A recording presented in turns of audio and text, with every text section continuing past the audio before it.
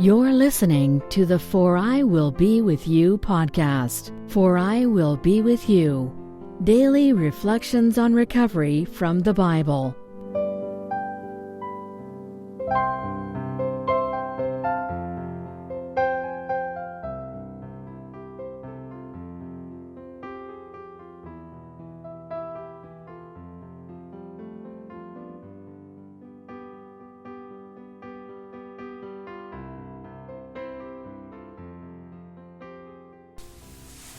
Welcome back to the For I Will Be With You podcast for the 42nd week of the year from October 14th to October 20th, covering Numbers 28:11 to Numbers 32:6. In Numbers 28:11, God says in the Bible, "On your new moons you shall bring an elevation offering to God."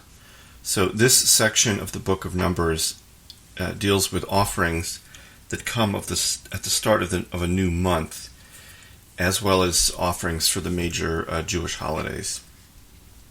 And just as a footnote, the Jewish calendar, which is described in the first 5 books of the Bible, is a lunar calendar, not a solar calendar. So each month begins with the start of a new moon.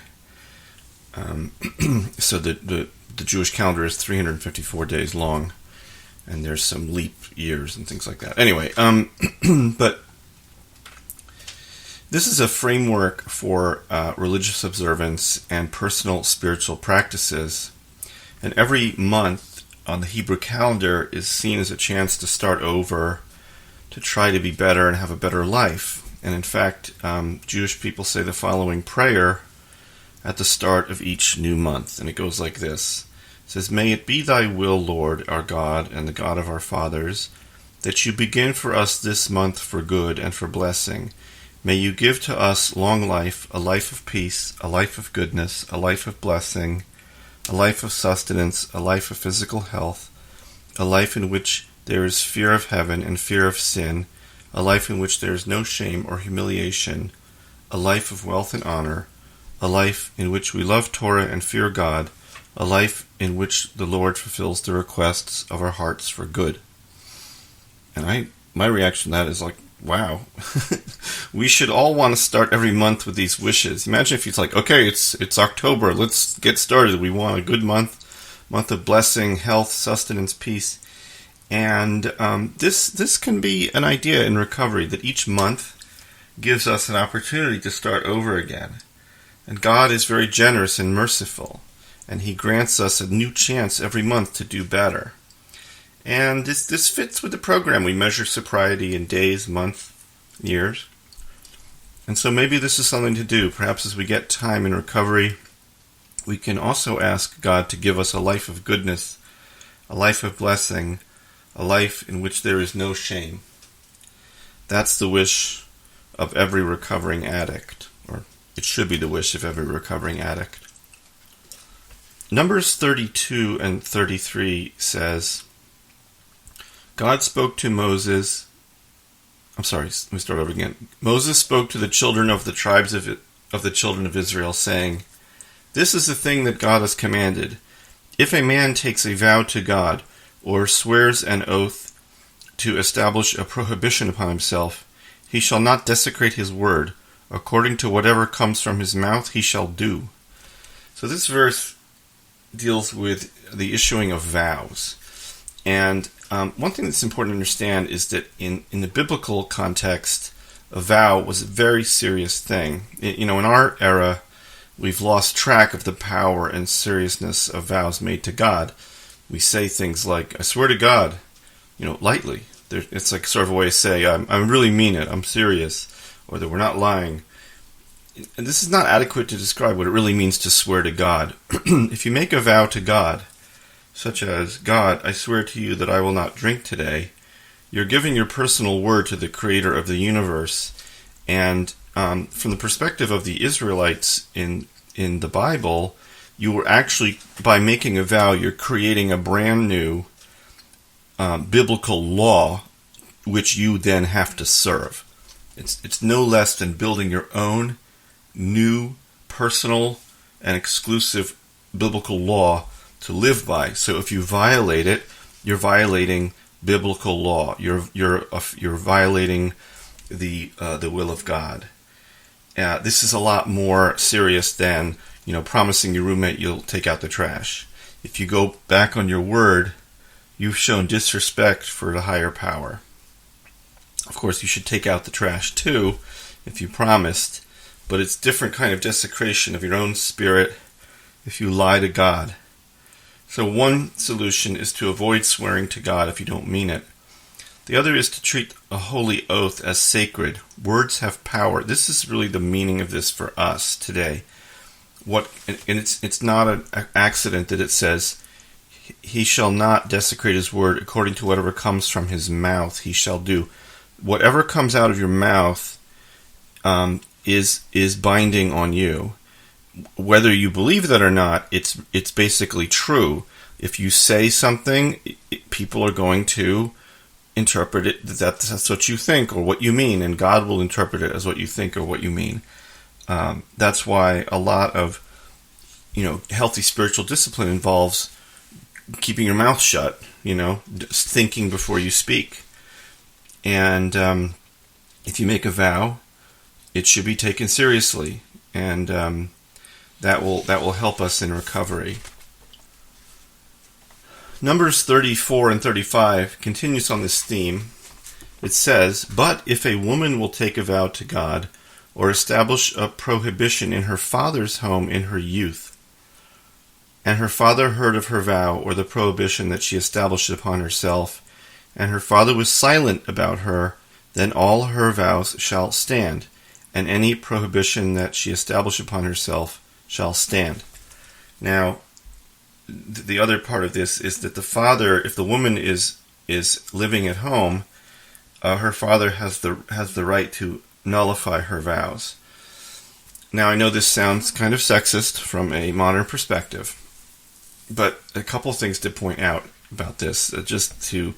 In the biblical times, the age that separated a girl from a woman was 12. So a girl who was over 12 and a half was considered an adult woman and was able to accept a marriage proposal and so forth.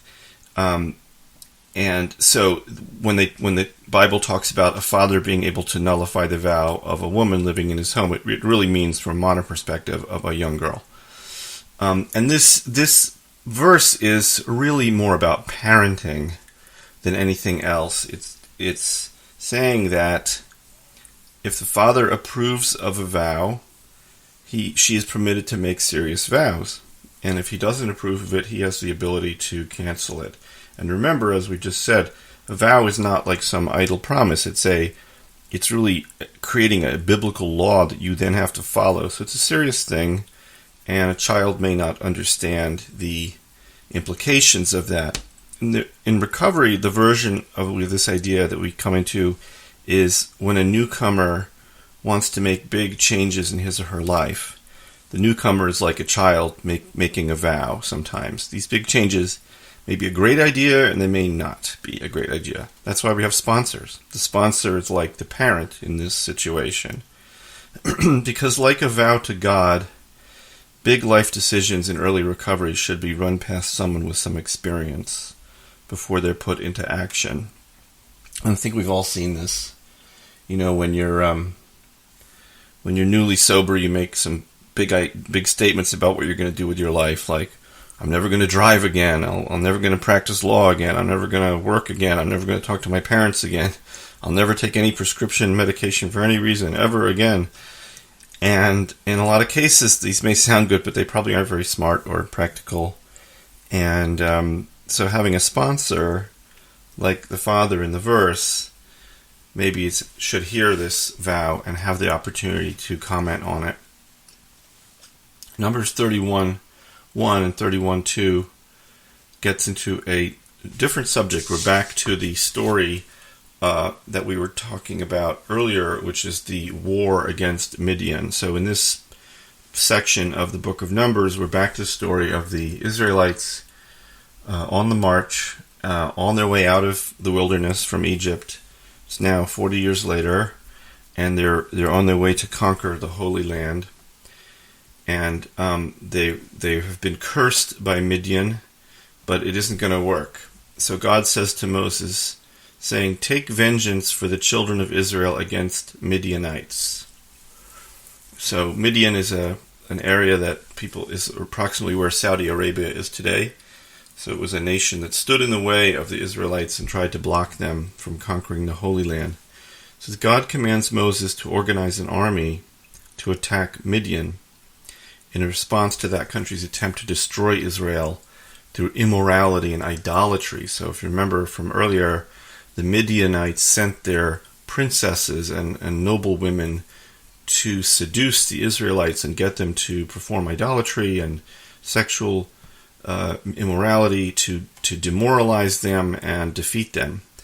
And Phinehas, who avenged this action by killing the idolaters, so like Phinehas, now the whole nation has to go into action to defeat a spiritual enemy. And this kind of resonates with what we are doing in recovery, or what maybe we should be doing in recovery.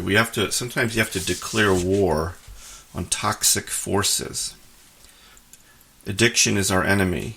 It is bent on destroying us. And in fact, addiction is a little bit like this enemy that sends its most attractive people in to seduce us and get us to perform self-destructive acts.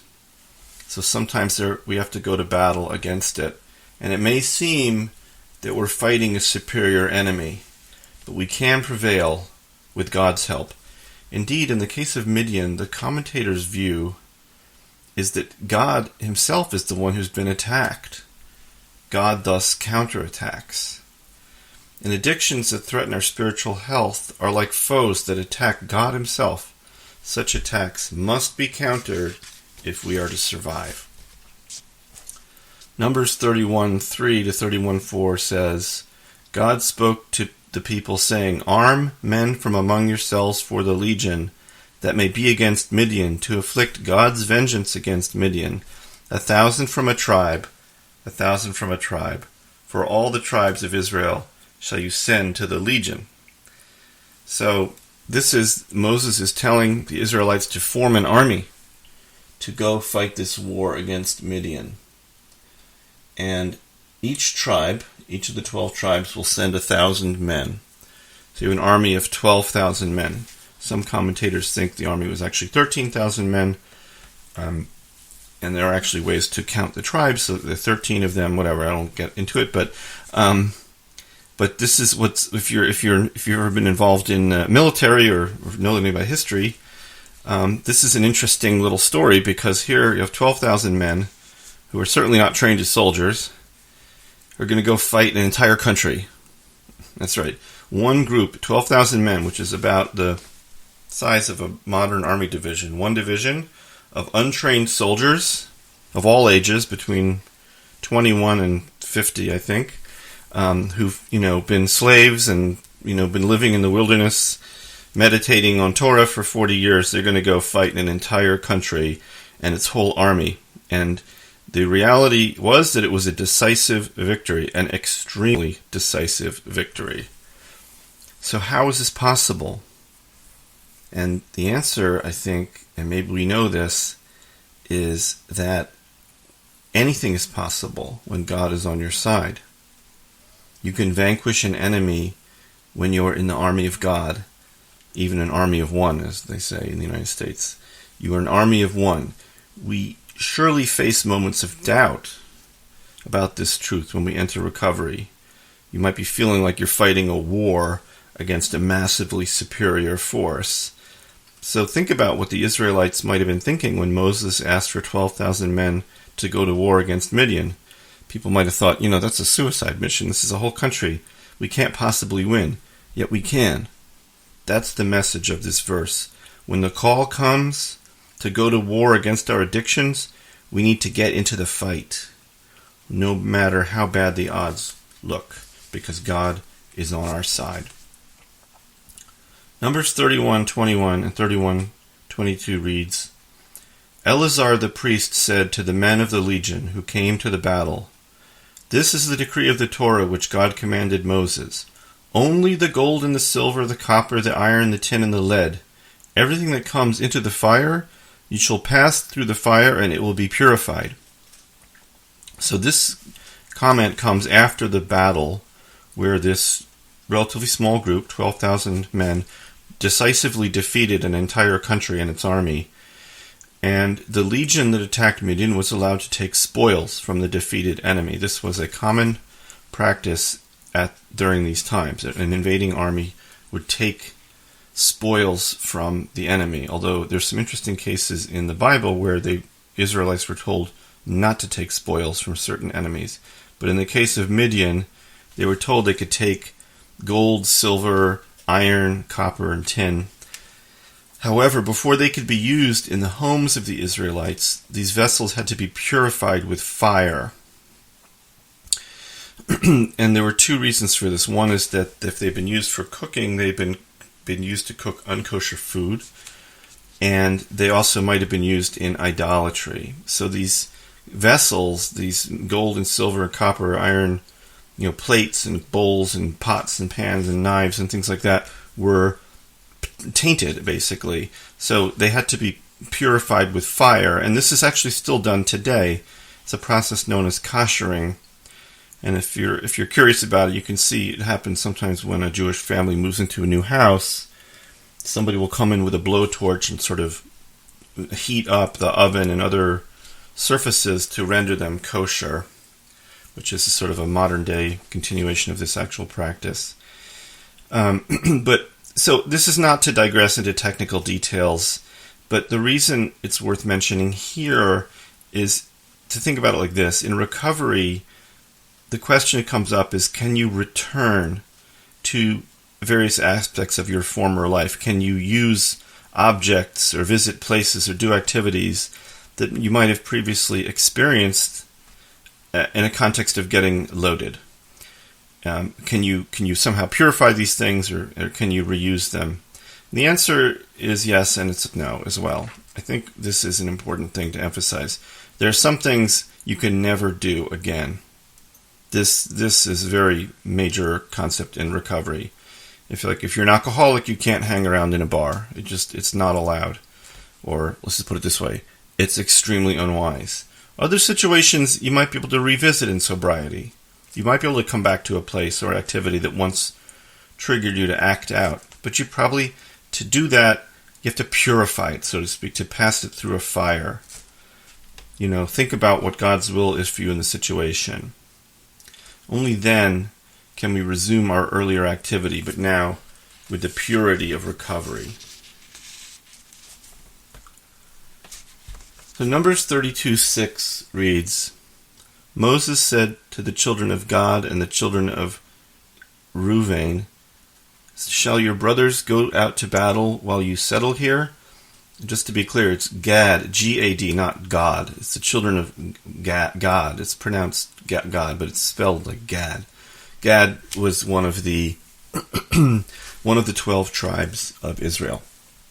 So what's happening here is that the Israelites have come around the back, sort of the Holy Land. And just to kind of go back over this, it's just so you understand, the Israelites did not go straight into the Holy Land from Egypt. They went south and east, sort of around the back, and then north up through what is now Jordan, and then crossed the Jordan River into the Holy Land from an eastern position. It's a little bit hard to understand, but that's what they did. It would sort of be going from New York to Boston by way of Chicago. It's just sort of a roundabout trip. But what's happening here is that the Promised Land was supposed to be on the western side of the Jordan River, but the tribes of Gad and Reuven wanted to settle on the eastern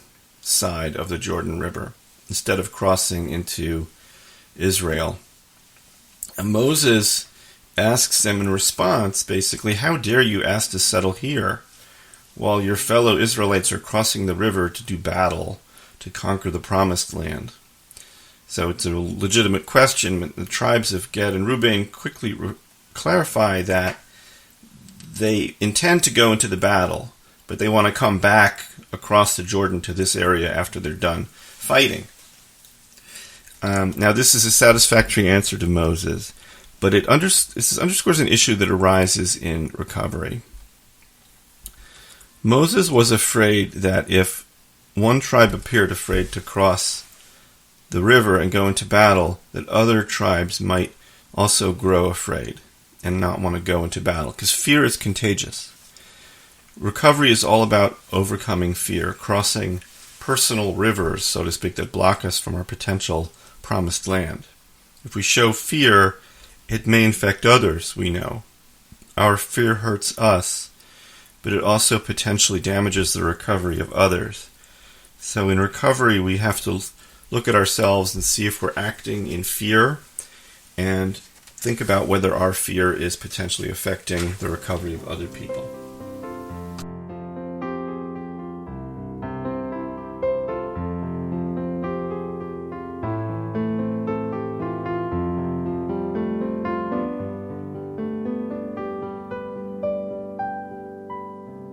You've been listening to the For I Will Be With You podcast. Daily reflections on recovery from the Bible. www.foriwillbewithyou.com